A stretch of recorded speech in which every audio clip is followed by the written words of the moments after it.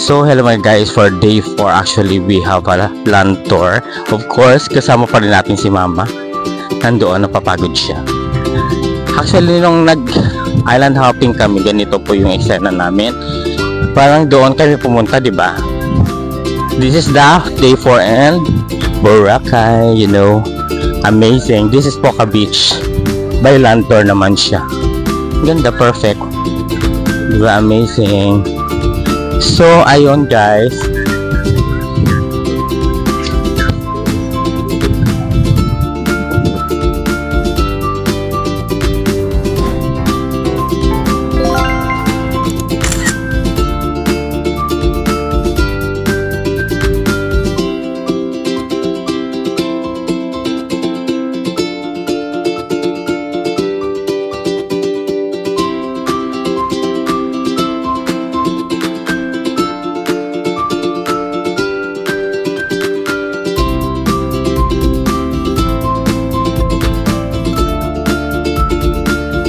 So guys, nandito pa tayo sa Poca Beach kung saan kasi kahapon nandun tayo sa island hopping within the Poca Beach. Ngayon dito lang tayo sa bungad. So welcome to Poca Beach.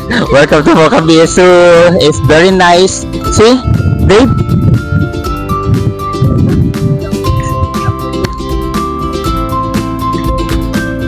So, welcome guys to Poca Beach. Actually, for today's video, maglalantor tayo kasi this is the day 4 here in Boracay. So, let's see and see the view. Bye-bye! A few moments later.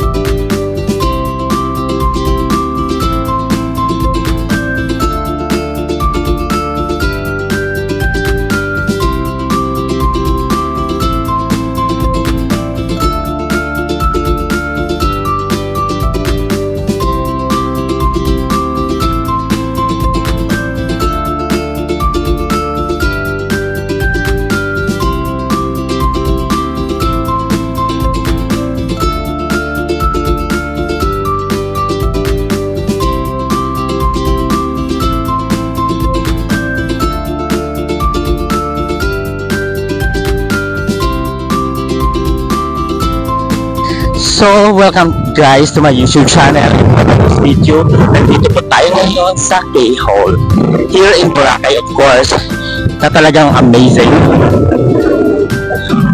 Diba? Amazing na ano. Okay. So, dito yan.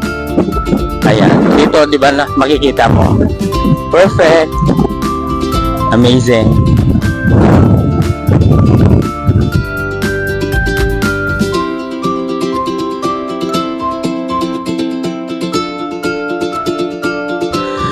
So guys, it's a great experience, pero yun nga lang, kung wala kayong sasakyan actually, hindi siya pwedeng lakarin kasi napakalayo. So estimated time lang niya is 1 hour kung halimbawa. Diba? Kasi nandito lahat ng mga sa hotel at saka mga expensive hotel here sa K-Hole na area.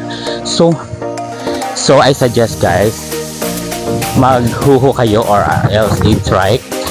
Much better, at least, diba? Hindi kayo nakatipid at saka pagtitipid dapat kailangan mo maboka ka sa mga tao na alagaan, diba? Kung wala, so ayun. So guys, punta na namin ang K-Hole. So that's all for today's video and see you for my next video in land tour.